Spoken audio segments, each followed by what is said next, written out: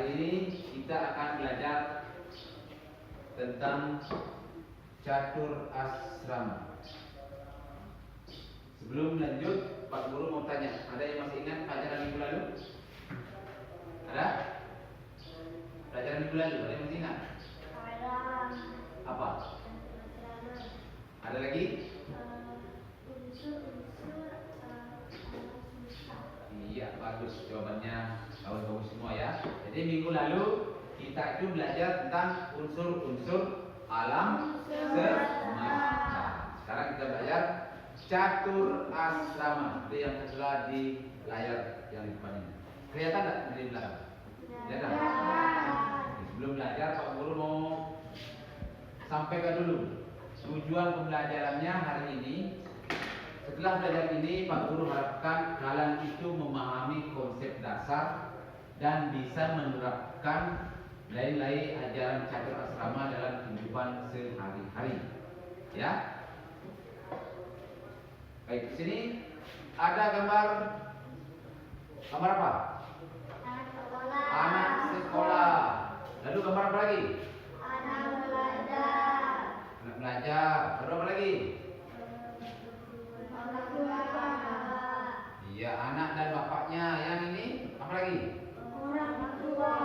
Orang tua atau kakek nenek. Ini Orang sembahyang. orang sembahyang atau orang bersemedi atau orang bertapa ya. Nah ini Penanda.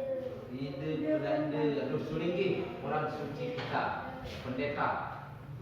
Semua agama punya orang suci. Kalau kita dalam dulu disebut dengan ide belanda atau sulinggih kehidupan itu. Baik, lanjut untuk pengertian. Catur asrama adalah 4 tahapan jenjang kehidupan dalam agama Hindu. Ada 4 tangga: sekolah, rumah tangga, orang tua, kakek nenek, dan orang suci atau biksuka. Lanjut, Pak Guru singkat-singkat saja ini, karena nanti ada cerita yang mau Pak Guru bagi, dan sana ada LKPD-nya ya. Tahapannya ada 4, karena 4 tahapan. Tahapannya pun ada 4. Yang pertama disebut dengan Brahmacari. Yang kedua Grehasta. Kita hari ini hanya belajar ini saja, dua tahapan, Brahmacari dan Grehasta. Brahmacari itu tadi apa? Masa belajar atau disiplin diri, masa menuntut ilmu. Itu yang disebut dengan masa Brahmacari. Kalau kalian sekarang berada di pada tahapan apa? Tahapan Brahmacari. Iya, bagus, tahapan Brahmacari. Karena kalian ini adalah siswa, masa belajar. Nah, Pak Guru mau tanya dulu. Kalau kalian orang tuanya tidak punya uang untuk biaya sekolah, apa yang akan kalian lakukan? Dapat Apa? melanjutkan sekolah dan sepulang sekolah membantu orang tua. Oke, ada yang lain? Kalau orang tuanya tidak punya uang, tapi kalian ini harus sekolah, bagaimana solusinya? Seperti yang Ilo jawab tadi, tetap sekolah dan sepulang sekolah membantu orang tua. Ada yang lain? Bagaimana caranya?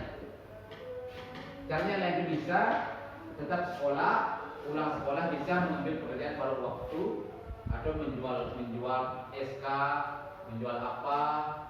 Atau kalau di sini musim sawit ya kalian ikut pungut perondolan bisa untuk membantu perekonomian keluarga. Kalau saya jawabannya ya. Pak Guru udah panjang lebar, ini Pak Guru langsung bagi LKPD. Ini sudah 2 kelompok.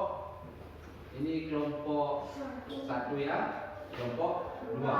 Ini sudah ada LKPD Pak Guru siapkan.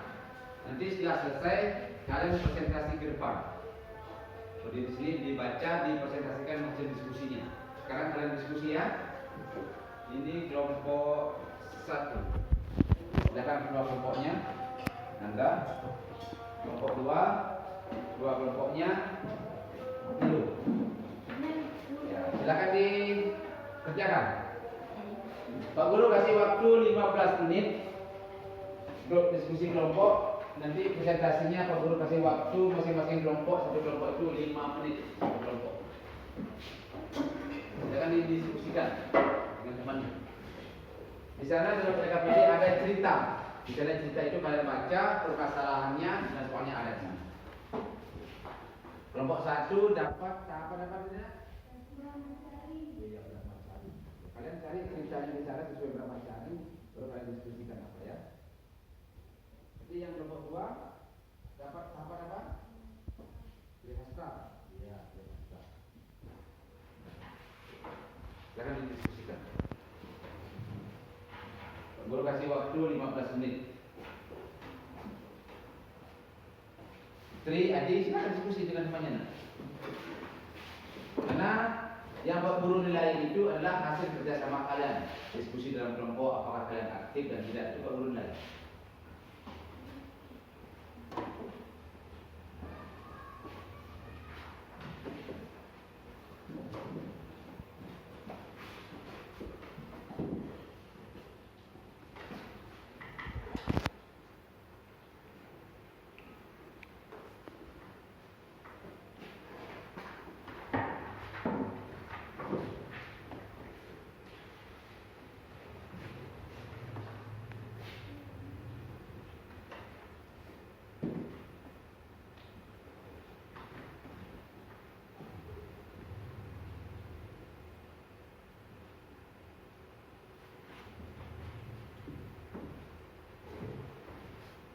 Ada yang sudah selesai?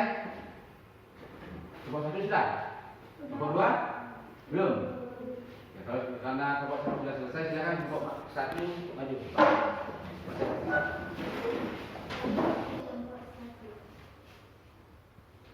Apa saja nilai-nilai yang penting dalam tahap Brahmacari? Jawaban: kesederhanaan. Siswa belajar hidup sederhana dan tidak berlebihan. Kedisiplinan: mengikuti aturan dan berkomitmen dalam belajar. Penghormatan: menghormati orang tua, guru, dan teman. Pencarian pengetahuan: fokus pada pendidikan dan pengembangan diri. Bagaimana seorang anak dalam tahap Brahmacari bisa menjaga keseimbangan antara pendidikan dan membantu keluarga? Jawaban: seorang anak bisa membantu keluarga setelah waktu belajar selesai atau di akhir pekan, sehingga tetap bisa fokus pada pendidikan tanpa meninggalkan tanggung jawab keluarga. Misalnya Made dalam cerita bisa bekerja paruh waktu untuk membantu keluarganya tanpa mengorbankan waktu belajarnya. Diskusikan bagaimana kalian bisa menerapkan nilai-nilai Brahmacari dalam kehidupan sehari-hari sebagai kesederhanaan, tidak fokus pada barang-barang mewah tetapi lebih pada pengembangan diri. Kedisiplinan: mengatur waktu dengan baik antara belajar dan mencari dan selalu menyelesaikan tugas tepat waktu. Penghormatan: menghormati guru dan mendengarkan saat belajar berlangsung dan menghormati orang tua dengan mengerjakan tugas di rumah. Sudah? Oke. Bagus sekali jawabannya. Kelompok 1 kita beri tepuk tangan dulu kelompok 1. Silakan dikumpul dulu sana. Silakan kembali kelompok 1. Kelompok 2, silakan.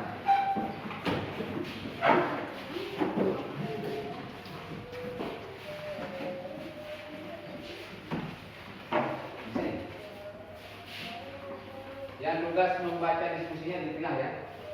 Di tengah-tengah. Eko sini nak. Nah, di sini. Jangan malu, kenapa malu diskusi sama teman sendiri.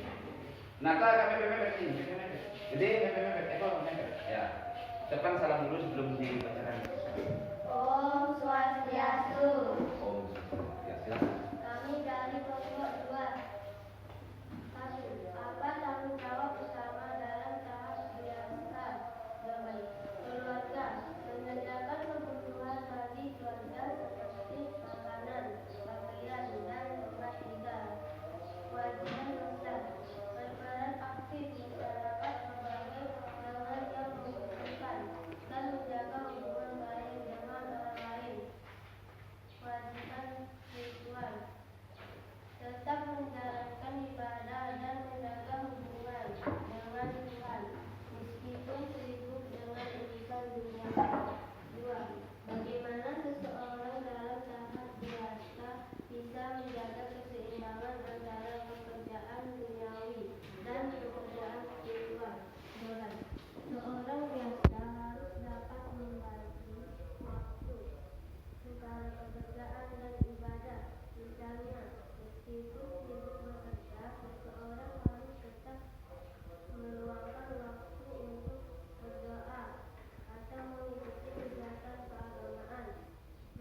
kehidupan sehari-hari, mereka bisa melakukan aktivitas di luar seperti bersembahyang pagi hari. Sebelum berangkat bekerja atau ikut serta dalam kegiatan sosial masyarakat. 3. Diskusikan bagaimana kalian bisa memulai belajar bertanggung jawab seperti dalam tahap biasa meskipun masih berada di tahap brahmacari. Jawaban: bagaimana siswa kita bisa mulai belajar bertanggung jawab dengan menyelesaikan tugas-tugas sekolah, tepat waktu, dan membantu orang tua di rumah.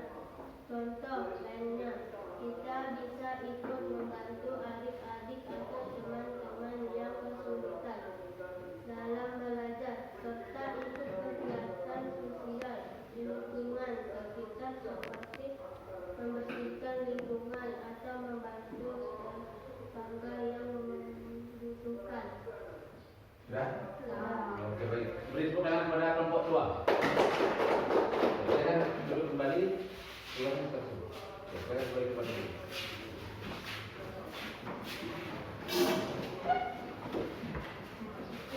Bagaimana perasaannya hari ini, Nana? Nah? Masih semangat?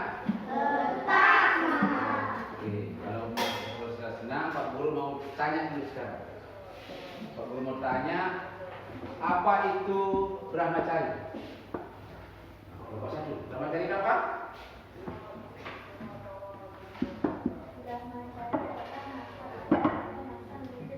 Iya, masa belajar dan masa menuntut ilmu. Grihasta? Apa? Masa depan. Ada yang lain? Saya Apa? Grihasta artinya masa berumah tangga. Iya, baik. Masa berumah tangga. Jadi itulah pelajaran kita hari ini tentang catur asrama, yaitu 4 tahapan dalam ajaran agama Hindu. Tahapannya ada brahmacari, masa belajar, dan kedua grihasta, masa menuntut ilmu. Dalam brahmacari kita tuh harus saling toleransi bersama teman di sekolah, harus hormat kepada guru, bapak ibu guru di sekolah, dan orang tua di rumah. Dalam tahapan grihasta kita harus, walaupun kita masih anak sekolah, kita harus rajin membantu orang tua kita di rumah. Kewajiban kita sebagai siswa, kita harus bersih di sekolah, menghormati guru, menjaga keamanan, tidak boleh saling membuli bersama teman ya, apalagi saling mengejek boleh. Baik Pak Guru, rasa cukup sampai hari ini pelajarannya. Sebelum kita akhiri, Pak Guru tutup dengan doa Paramasakti. Om Santi